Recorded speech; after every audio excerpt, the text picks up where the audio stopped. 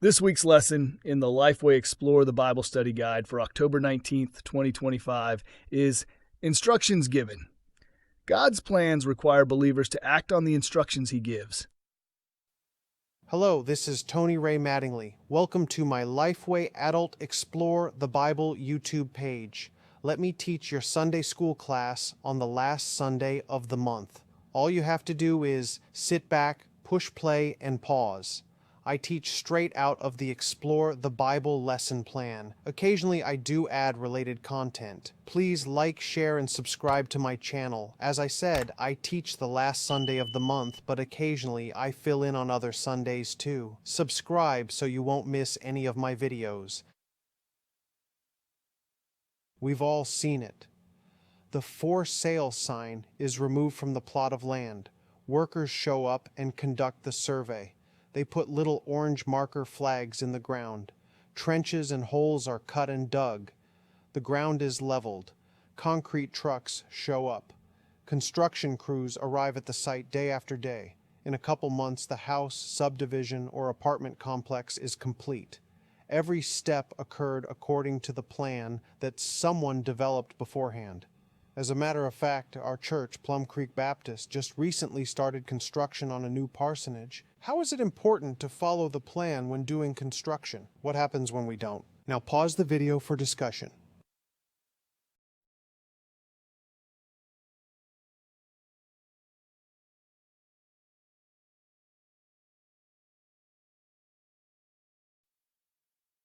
When God first called Abraham, He promised that he would have offspring as numerous as the stars in the sky and sand on the shore. God also promised the land of Canaan to Abraham and his descendants. He made the same promise to Isaac and Jacob. The Lord, speaking through an angel, changed Jacob's name to Israel at Peniel. From Jacob's 12 sons would come the 12 tribes of Israel, with the exception of Levi and Joseph. From Levi would come the Levites, those who would serve as the priests of God's people. Rather than inherit property in the Promised Land, they would be given a place in each tribal territory. Concerning Joseph, recall he had been sold into slavery by his brothers. He became second in command in Egypt through God's providence. God used him to save his brothers from starvation when famine hit their homeland. Joseph eventually brought his entire family, including his father, Jacob, to live in Egypt. Scripture refers to Joseph as the prince of his brothers. Joseph's inherited property was divided between his two sons who were born in Egypt, Ephraim and Manasseh. Each tribe was made up of several clans. A clan consisted of individual families that were related by blood or marriage. The head of each family was considered an elder. They helped guide and govern the family and thus the clan. The social structure was therefore like a series of concentric circles. The smallest unit was the family, which was led by the elder. Families that were kin formed clans. The related clans formed the tribe. The 12 tribes made up the nation of Israel, both as a people and a land. In recent Sunday school sessions, we have had a lot of discussions about the different versions of the Bible and how they are interpreted. Some of us has felt while the basic message is the same, sometimes keywords that we are familiar with throughout the years have been omitted or changed with other words. For this reason, not only will I provide the verse as it is in the Explore the Bible Study Guide, which is the CSB version or Christian Standard Bible, but I will be reading out of the King James Version as well.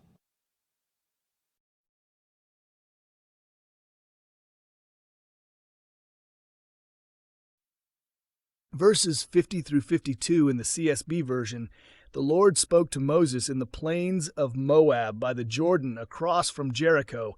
Tell the Israelites, when you cross the Jordan into the land of Canaan, you must drive out all the inhabitants of the land before you, destroy all their stone images and cast images, and demolish all their high places.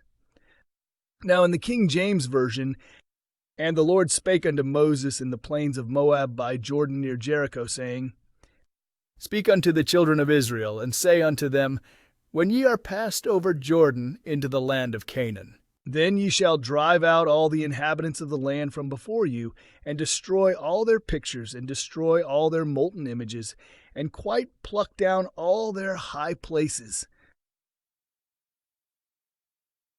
Now we will hear the writer discuss verses 50 through 52. God's people had camped in the plains of Moab, from which they could look across the Jordan Valley to the land they would possess. They were a short distance from the Jordan River that separated them from Canaan. The Jordan River was the dividing line for the Israelites. On the east was their past. On the other side was their future, the land that God had promised his people since the day of Abraham. Again, God told Moses what he was to say to his people. God had a message. Moses was to deliver it. This showed that God was not finished with Moses, despite how Moses disobeyed him by striking the rock rather than speaking to it. This reminds us that God can still use us, even when we have failed him. Our past does not always define our future. The Lord did not say, "if you cross," or "in the event you cross." He spoke with absolute certainty when you cross. The time of God's judgment and the people's wandering was over. What were they to do when they came into the land of Canaan? God's instructions were twofold. First, they were to drive out the inhabitants. Right after God had given Moses the 10 Commandments on Mount Sinai, he promised what he would do when his people reached the promised land. He said, "I'm going to drive out." The command in this verse does not contradict God's earlier promise. He would drive out the inhabitants of the land, but he would use his people to accomplish this. Second, his people were to remove from the land any remnant of idolatry that had been embraced by the generations who lived there before the Israelites' arrival. The stone images were carvings on the face of a stone, like a three-dimensional picture. These typically depicted the people's gods or pagan religions, symbols. The cast images were typically made by pouring molten fine metal, sometimes gold, over a wooden form. Artisans would then carve the fine details with engraving tools. High places referred to the hills and mountains on which the Canaanites built pagan sanctuaries. For example, for hundreds of years before the Israelites arrived, the people in the region recognized Mount Carmel as a place for worship. This may explain why Elijah chose this location for his confrontation with the prophets of Baal. He knew they would be comfortable worshiping their so-called God there. God's decisive victory would show his power over the local man-made deities.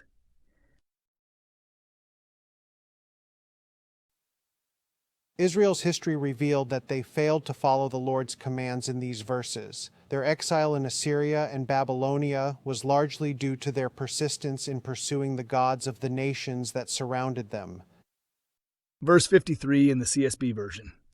"You are to take possession of the land and settle in it, because I have given you the land to possess." Now the King James version. "And ye shall dispossess the inhabitants of the land and dwell therein, for I have given you the land to possess it." Now let's hear the writer's views on verse 53. After ridding the land of its current inhabitants and destroying all vestiges of their pagan worship practices, only then could the Israelites take possession of the land. This meant the land they would inhabit would not be the same as what was there now. It may have been the same regarding its geography and climate, but little else. Its culture, belief systems, religious practices, values, government, and social organizations were to be transformed. The only reason the Israelites could inhabit the land was because God had given it to them. Why was it important to destroy the idols and high places devoted to false gods? Now pause the video for discussion.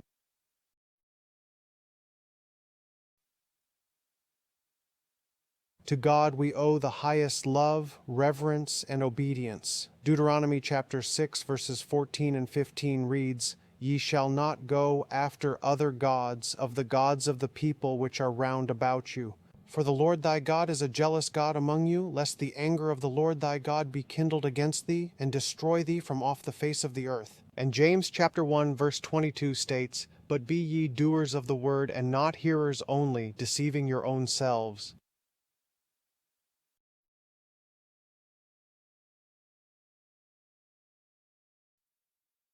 Verse 54 in the CSB version. "You are to receive the land as an inheritance by lot according to your clans. Increase the inheritance for a large clan and decrease it for a small one.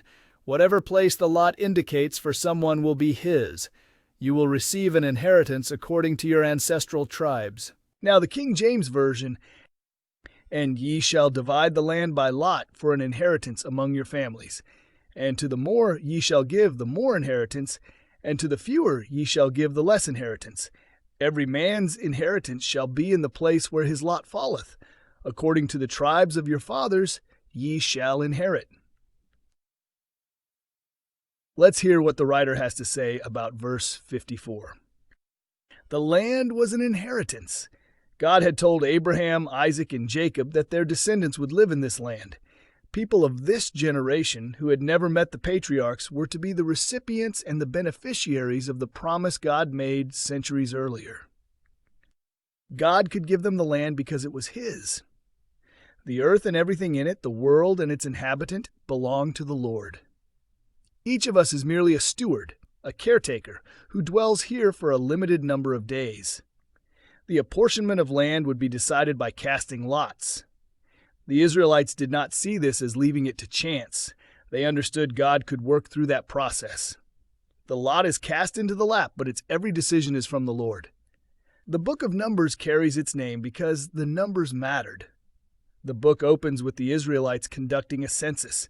The book closes with a second census, taken on the plains of Moab 40 years later. The purpose of the census was twofold. First, the numbers gave the leaders an idea of how many military-age men would be available to lead in the conquest of the land. Second, the larger clan would receive the larger territories, meaning more inhabitable space. Having all the clans or family units living together in the space apportioned according to their forefathers' tribe gave greater importance to the tribe. No family or clan would be unimportant or excluded. Verses 55 and 56 in the CSB version. But if you don't drive out the inhabitants of the land before you, those you allow to remain will become barbs for your eyes and thorns for your sides.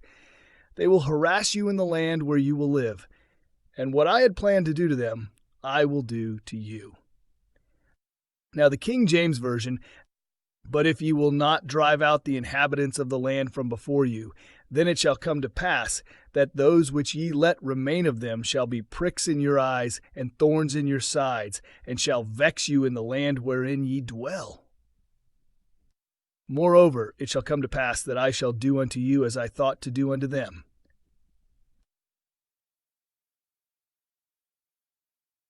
This is how the writer explains verses 55 and 56. The Lord warned what would happen if His people did not drive out the land's current inhabitants. The word translated barbs referred to small but sharp objects that could splinter someone's eyes. The result would be discomfort, infection, and maybe even blindness. The lesson was that even the smallest remnant could inflict unbelievable damage. The thorns in their sides could cause discomfort, pain, and even infection. God's purpose was not just to run the people out, but also to remove their idolatrous beliefs and pagan practices. God knew the damage these traditions would do. Verse 56 carried a powerful warning. As mentioned earlier, God had said He would drive out the people of the land. In this verse, He was saying that just as He promised to drive the people out of Canaan, He would do the same to His people if they did not obey Him. He would drive them out of the promised land. How serious was God's command in this verse? The people's lack of compliance, and how they embraced the pagan worship, beliefs, and practices led to the Assyrians and the Babylonians overtaking the people and conquering the land centuries later. What principles do you glean from these verses that can help you live a life of obedience to God?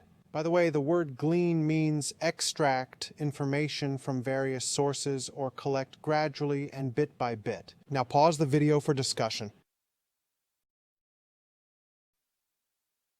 Now as we get into the book of Numbers chapter 34, let's watch a short video of the land, the areas, and the boundaries in present-day Israel the passages speak of.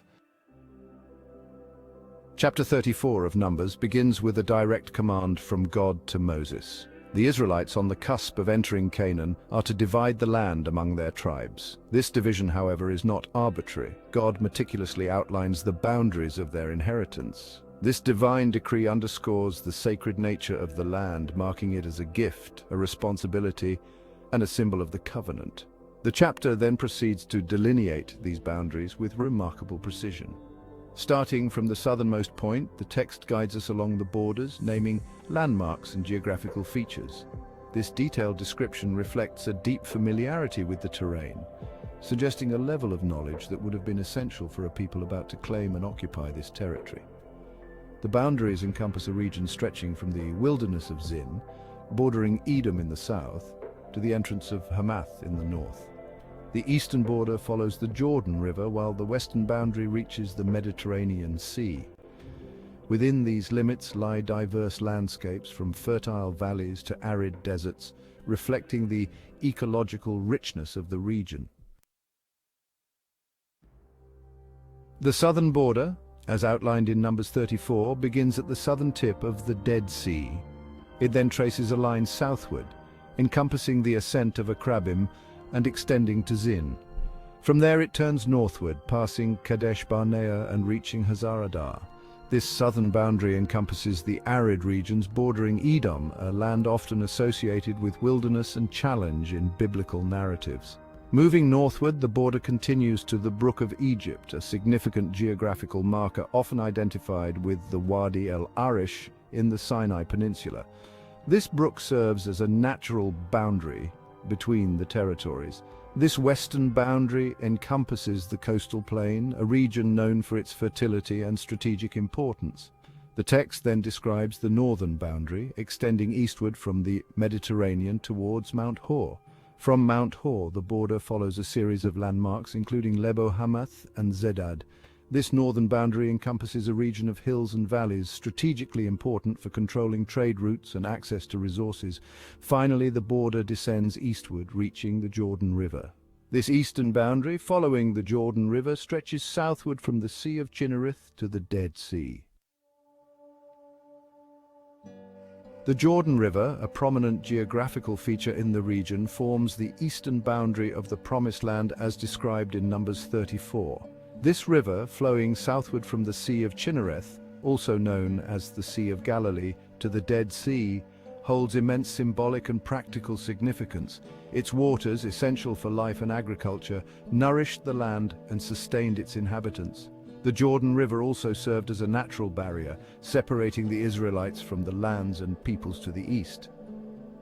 This separation had both strategic and symbolic implications. It underscored the distinct identity of the Israelites and their divinely ordained role within the region. To the west, the Promised Land reached the Mediterranean Sea, a vast expanse of water connecting diverse cultures and civilizations. This access to the sea held immense potential for trade, exploration, and cultural exchange. The Mediterranean coastline provided opportunities for maritime activity, connecting the Israelites to a wider world. Comparing the boundaries delineated in Numbers 34 with the geographical extent of modern-day Israel reveals both similarities and differences. Modern Israel occupies a significant portion of the land described in the biblical text.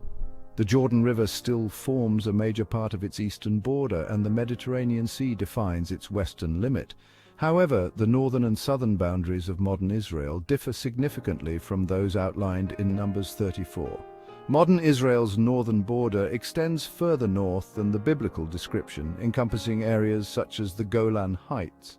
In the south, modern Israel's border falls short of the areas described in Numbers 34, including the Sinai Peninsula. These discrepancies highlight the complexities of history, politics, and territorial claims that have shaped the region over centuries. The boundaries outlined in Numbers 34 carry profound theological significance.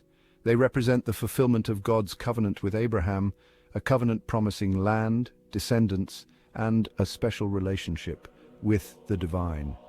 This promise, passed down through generations, shaped the Israelites' self-understanding and their relationship with the land. The land in this context becomes more than just a physical territory. It represents divine favor, blessing, and the fulfillment of a sacred oath.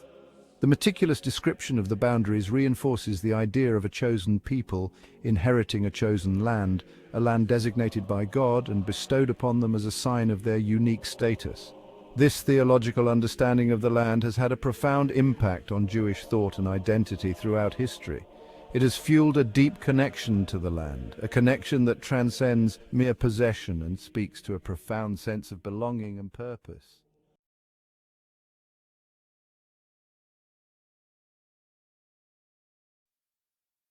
The book of Numbers, chapter 34, verse 13 in the CSB version. So Moses commanded the Israelites, "This is the land you are to receive by lot and inheritance, which the Lord commanded to be given to the 9.5 tribes." Now, we will hear the verse in the King James version. And Moses commanded the children of Israel, saying, "This is the land which ye shall inherit by lot, which the Lord commanded to give unto the 9 tribes and to the half-tribe." The writer has this to say about verse 13. The opening verses of this chapter delineate the geographical boundaries of the land of Israelites were to inhabit.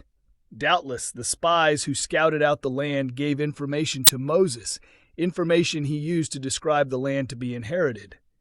Verses 3 through 5 describe the southern border, verse 6, the western border, verses 7 through 9, the northern border, and verses 10 through 12, the eastern border. Verses 2 and 29 form a pair of bookends using the phrase "the land of Canaan" to describe the land and the leaders who would direct the conquest. The property divisions were not decided by human ingenuity or design. It was according to what the Lord commanded. The land between the Jordan River Valley and the Mediterranean was to be home to 9.5 tribes. Verses 14 and 15 in the CSB version. For the tribe of Reuben's descendants and the tribe of Gad's descendants have received their inheritance according to their ancestral families, and the tribe of Manasseh has received its inheritance. The 2.5 tribes have received their inheritance across the Jordan east of Jericho towards the sunrise. Now, the King James Version. For the tribe of the children of Reuben according to the house of their fathers, and the tribe of the children of Gad according to the house of their fathers, have received their inheritance, and half the tribe of Manasseh have received their inheritance. The 2 tribes and the half-tribe have received their inheritance on this side Jordan, near Jericho eastward toward the sunrising. Let's hear what the writer has to say about verses 14 and 15. The 2.5 tribes were the descendants of Reuben, Gad, and Manasseh. They earlier asked if they could live on the east side of the Jordan. This region is known as the Transjordan. The 2.5 tribes promised that, despite their location, they would support the tribes on the west side of the Jordan as they fought for the land. They vowed to not return to their homes until each of the Israelites had taken possession of his inheritance. Thus, these 2.5 tribes would be separated physically from the other tribes, but would be united in intent. The tribes received these lands as inheritance. They understood that ultimately the land was a gift from God. After they entered Canaan, the Israelites continued to refer to the land as an inheritance. Verse 15 clarifies the location of the territory for the 2.5 tribes. These lands were not less than those on the other side of the Jordan. Various rivers and tributaries ran through the Transjordan and flowed westward toward the Jordan River Valley.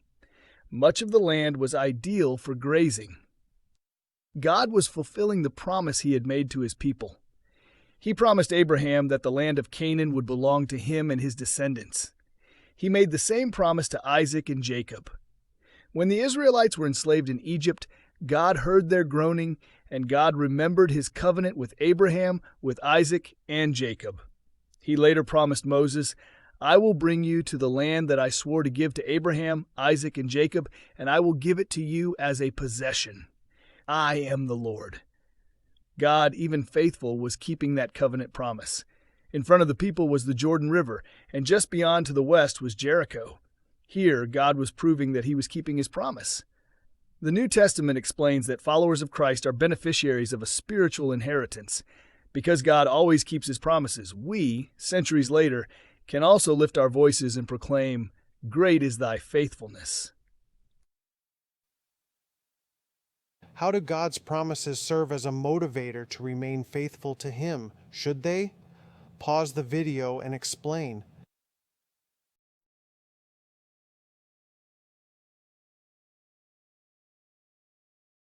Following God often requires believers to remove potential distractions. Believers can expect to encounter challenges while following God. We can trust God to keep His promises.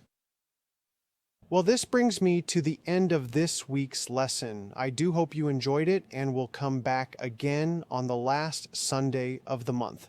Feel free to comment and let me know what you think. Please share the page with your friends.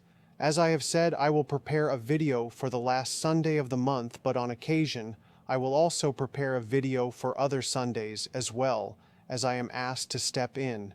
If you will click the like, follow, and ring the bell, you won't miss any videos. May God bless you and yours.